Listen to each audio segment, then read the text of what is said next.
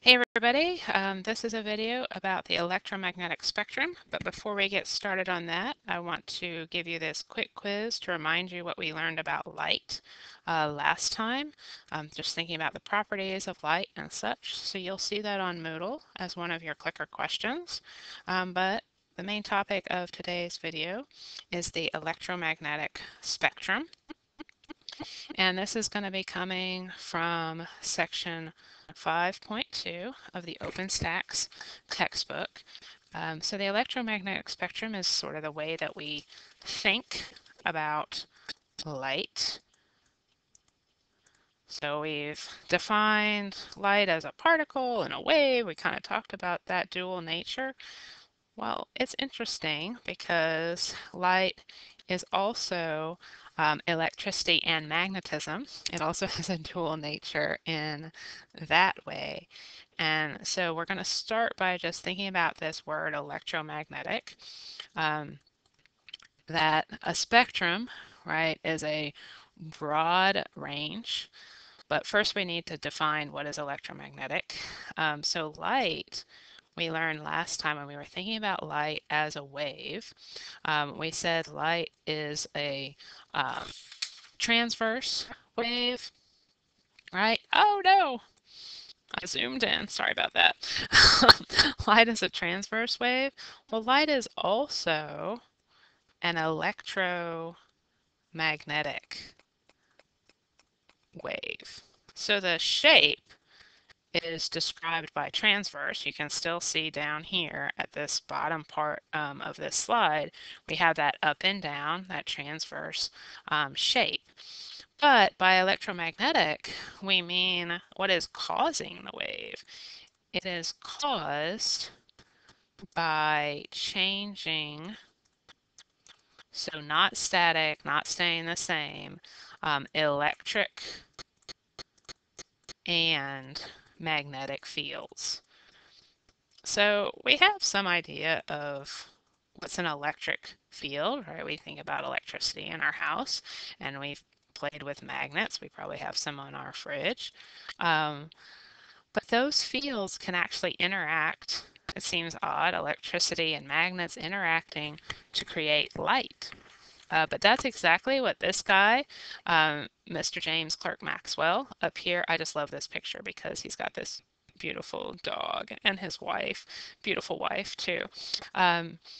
He realized that electromagnetic waves travel at a very specific speed. That would be the speed of light.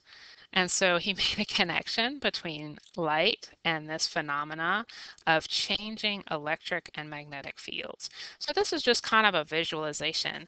If you have electric and magnetic fields that are traveling in this wave-like pattern and they're able to interact, we often see this if you have something that is spinning, like a charged particle, it spins, you can get this creation of electricity and magnetism, and that is the root cause of light. We're not going to really go any deeper into the physics than that.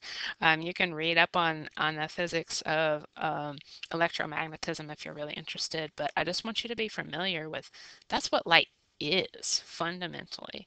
It's electricity and magnetism interacting.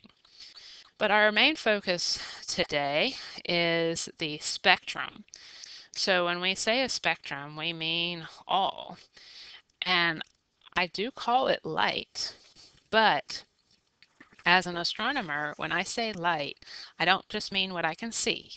I mean all energy waves. So we also talked about last time that light is energy, light carries energy. Light's actually pretty complex when you think about it. You got waves and particles and energy and electricity and magnetism. So light is all energy at all different wavelengths, not just what we can see. And the spectrum is taking that light and it's sorting it. So the electromagnetic spectrum is all light, all energy waves sorted by their wavelength. You can also think of it sorted by frequency, but to make your lives a little simpler, I'm just going to talk about it in terms of wavelength. Uh, as we know, frequency and wavelength are related, so if you prefer frequency, go for it. This spectrum that I'm showing you here is from short to long wavelength, and I want you to know the order. Okay, all the different types of light in order, short to long wavelength, or if you prefer high to low frequency, here's wavelength here. Frequency is up at the top there. But from short to long wavelength, we start with the high energy gamma rays. Next come the X-rays, followed by ultraviolet. And then we get to our nice visible spectrum. When we're going in this order, don't get confused. When we're going in this order, we're starting at the blue end and going towards red. So it's reverse rainbow order. It's the blue violet end towards the red end. Okay. After that, you have redder red, heat or infrared. And then we get into our radio region with microwaves and our true longer radio waves. Okay? And all those things will come back to us as we begin to talk about telescopes and how they can view these different types of light. All right, we're also going to be doing a lecture tutorial after you watch this video on these different types of light. But let's pause here for another clicker question just to make sure that you got that. One thing that's important about this clicker question is notice the different words that we use for light or energy rays, energy waves on the electromagnetic spectrum. Light, radiation, rays, waves, all that kind of good stuff. It's all electromagnetic interactions, electromagnetic waves. Okay, one more little piece here before I get you going on the lecture tutorial. That is that we want to think about visible light just a little bit more. That's what we're most familiar with. The visible spectrum is only a small part. As you saw in that last slide, it was just that tiny little section of the entire electromagnetic spectrum. So again, I'm going to say, don't get confused when I say light and only think of the rainbow. You need to start thinking like an astronomer and think about that entire spectrum. It's all useful. Stars, galaxies, black holes, they put out all different kinds of things. Yes, black holes even put out a little bit of radiation, not much, but a little bit. Okay,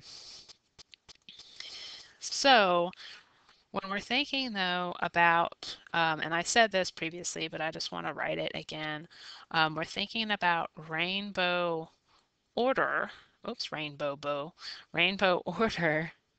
Wow, I'm having a hard time today. What we're doing is we are going in decreasing wavelength, a decreasing wavelength. So often, like we talked about in class, I'll talk about the red end or the blue end. So this is good old Roy G. Biv, but as astronomers, we kind of lump the BIV all together as blue, just kind of easier. Indigo and violet are really just sort of types of blue, by the way. So you have the red end and the blue end. And that helps us too. We think of infrared and ultraviolet being past those on either side. Our sun and anything, any light bulbs or any other sources that put out white light, so sunlight and white light, as you probably know, contain all of these colors. Oops, contains all colors. Okay. And so what's actually important here is sunlight, we will see um, actually is not just white, or it's not just all of the colors of visible light, but the sun also puts out ultraviolet and infrared. Sun also emits ultraviolet, I'm going to abbreviate that, and infrared, as well as a little bit of the other things, some x-rays, etc., but mostly ultraviolet, infrared, and visible light. Okay, so that's sort of the basics of the electromagnetic spectrum. When you do your lecture tutorial, it's a short one. You'll get a chance to just play with those different ideas of wavelength and frequency and speed. Remember, it's all light, it's all electromagnetic waves. It's all going to travel at the speed of light. Okay, so that leads us to our last clicker question for this day, thinking about the difference between gamma rays and radio waves in terms of energy and speed and wavelength and all of that good stuff. Alrighty, y'all have a great day.